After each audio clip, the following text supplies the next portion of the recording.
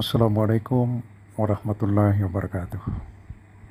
Hadirin wal hadirat dimanapun berada, Alhamdulillah kali ini kita ikuti dakwah Islamiyah yang insya Allah disampaikan oleh guru kita Kiai Haji Zainuddin MZ. Mari langsung kita dengarkan. Adalah umum bahwa orang yang memiliki sesuatu tentu ingin merasakan nikmat dan manfaat dari sesuatu yang dimilikinya itu. Apa gunanya punya radio bagus kalau telinga tuli? Apa gunanya punya sepatu mahal kalau tidak punya kaki? Apa guna punya televisi berwarna, gambarnya terang kalau mata pun buta? Demikian juga iman. Apa arti iman itu kalau kita belum bisa merasakan nikmatnya, indahnya, manisnya iman? Orang yang merasakan manisnya iman, manis rasanya ketika dia sujud. Manis rasanya ketika dia berlapar dan berhaus melaksanakan ibadah puasa. Manis rasanya ketika dia harus menginfakkan sebagian dari harta yang dimilikinya. Manis ketika dia melaksanakan wukuf di padang Arafah, berhaji untuk Allah. Manis melaksanakan apapun yang menjadi tuntutan dari nilai imannya itu. Untuk bisa merasakan nikmatnya, manisnya, indahnya iman, Rasulullah Shallallahu Alaihi Wasallam mengajarkan kepada kita salasun, man kunna fihi wajada halawatal iman. Ada 3 perkara. Siapa yang mempunyai 3 hal ini, 3 perkara ini, ia akan bisa merasakan manisnya iman, indahnya iman, nikmatnya iman. Apa yang 3 itu? Pertama, ayyakunallahu wa rasuluh ahabba ilaihi mimma siwahuma. Seseorang yang cintanya kepada Allah dan Rasulnya di atas segalanya. Kita diberikan hati. Dalam hati bertumpu sejuta rasa. Apa yang paling dominan di hati, itulah yang jadi kecenderungan kita. Bahwa kita cinta harta benda, tentu. Kita cinta tanah air, itu pun bagian dari iman. Kita cinta pangkat dan jabatan, wajar. Kita cinta anak dan istri, iya. Dan agama pun tidak melarang, persilahkan. Cintailah apa yang perlu kau cintai. Mencintai tanah air, mencintai bangsa dan negara, mencintai harta benda, mencintai anak istri, mencintai teman, pangkat, jabatan, persilahkan. Tapi kan cinta kepada alam dan seluruh isinya dibatasi oleh kesadaran. Pada suatu saat kita akan berpisah. Cinta kita kepada harta, entah si harta dulu hilang di gondol maling, entah kita dulu meninggalkan harta itu. Cinta kita kepada pangkat dan jabatan, ada waktunya. Cinta kita kepada anak istri sekalipun, ada saatnya. Inilah batas kesadaran itu, supaya dia jangan berurat dan berakar di hati. Kepada Allah dan Rasulnya, kita tidak akan pisah selamanya. Kesana idealnya, kita memperbanyak rasa cinta ini. Ketika terjadi perang Tabuk, Baginda Rasul melakukan mobilisasi dana. Semua sahabat memberikan sumbangannya. Datanglah seorang sahabat, Sayyidina Abu Bakar Siddiq radhiyallahu anhu, memberikan harta bendanya. Begitu banyak sampai Rasul bertanya, hal tarukta li ahlika syai'an ya Abu Bakar? Begini banyak yang kau bawa ini Abu Bakar, kau belanjakan di jalan Allah untuk kepentingan perang Tabuk, mempertahankan akidah. Apa buat keluargamu sudah kau tinggalkan sesuatu untuk kehidupan mereka? Beliau senyum, na'am, taraktu lahumallaha wa rasulah. Benar, sudah aku tinggalkan buat keluargaku. Apa yang ditinggalkan? Aku tinggalkan kepada mereka Allah dan Rasulnya. Cinta kepada Allah dan Rasulnya, itu yang aku tinggalkan kepada keluargaku. Adapun harta, semuanya aku belanjakan di jalan Allah untuk kepentingan mempertahankan keyakinan. Ini adalah sebuah contoh orang yang cintanya kepada Allah dan Rasulnya di atas segalanya. Harta itu, pangkat dan jabatan itu, semua kekayaan materi yang kita miliki itu, kalau sudah memenuhi panggilan Allah dan Rasulnya, semua mengalir Semua mengalir. Dari sana dia datang dan ke sana juga dia akan kembali. Inilah keyakinan terhadap inna lillahi wa inna ilaihi raji'un. Dari Allah segalanya datang, ke jalan Allah juga, kepada Allah juga semuanya akan kembali.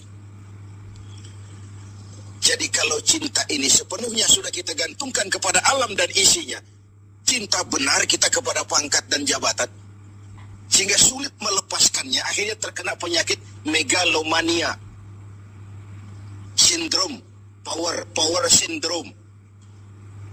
Sulit balik jadi orang biasa, sudah kadung jadi pejabat tinggi.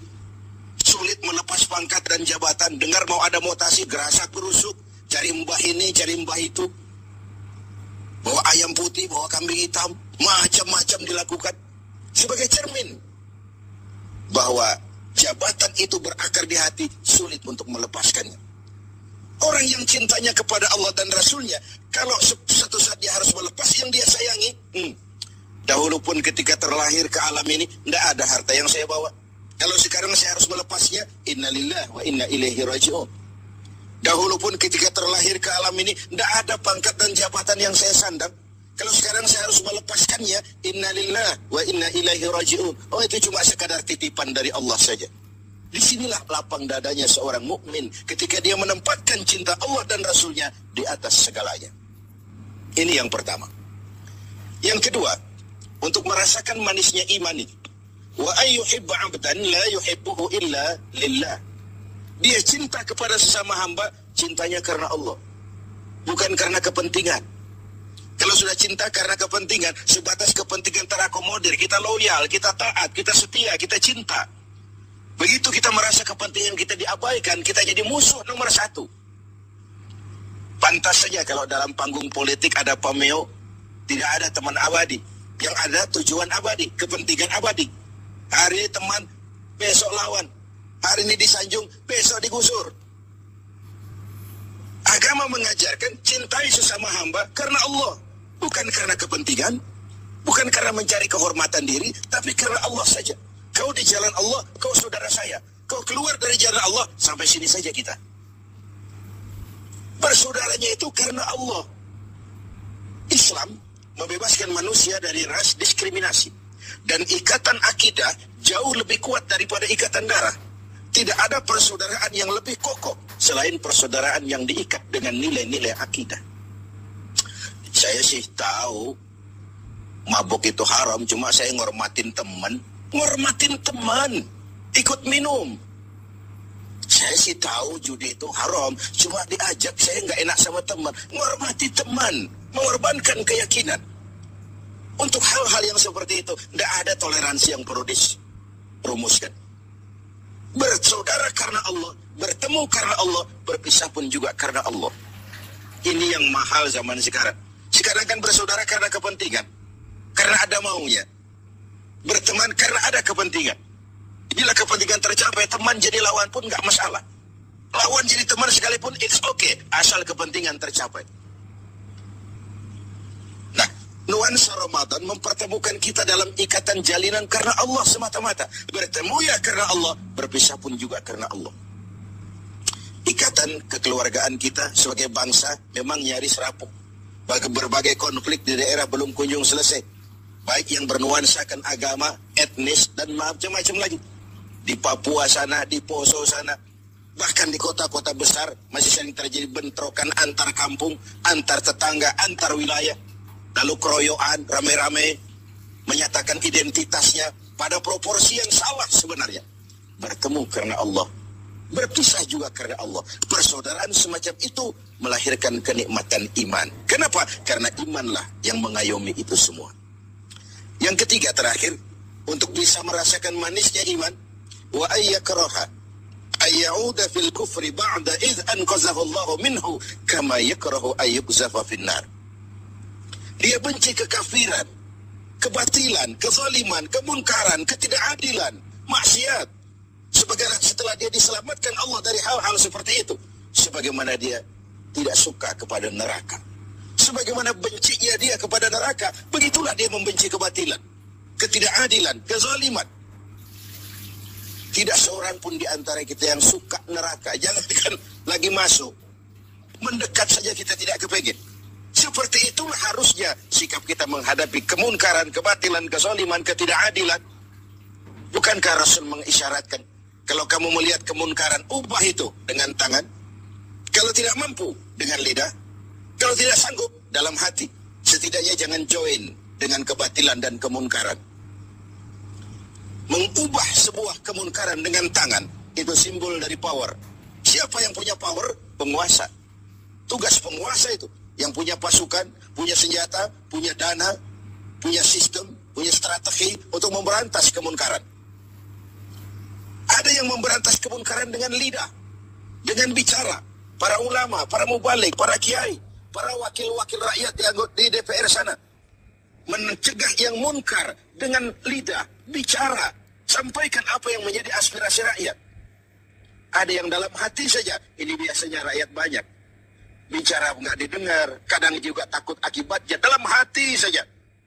Setidaknya tidak join dengan yang namanya kemunkaran.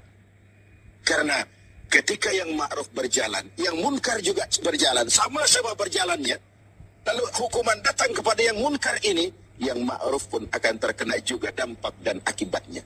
Inilah makna pernyataan Quran, wattaqu fitnatan la tusibanna allazina zalamu minkum khassah. Takutlah musibah, bencana yang kalau datang tidak hanya menimpa orang-orang yang zalim di antara. Demikian telah kita ikuti bersama tausiah yang telah diantarkan oleh guru kita Kiai Haji Zainuddin MZ, yang mana telah dipaparkan bahwa 3 hal atau 3 perkara yang harus dimiliki untuk dapat menikmati nikmatnya iman, untuk dapat menikmati indahnya iman, atau untuk dapat menikmati manisnya iman. Mudah-mudahan mutiara-mutiara hikmah yang telah disampaikan oleh beliau dapat kita petik menjadi pengetahuan kita atau menambah perbendaharaan dan menambah cakrawala berpikir kita untuk memperbaiki perilaku keseharian kita. Demikian, semoga bermanfaat. Terima kasih. Assalamualaikum warahmatullahi wabarakatuh.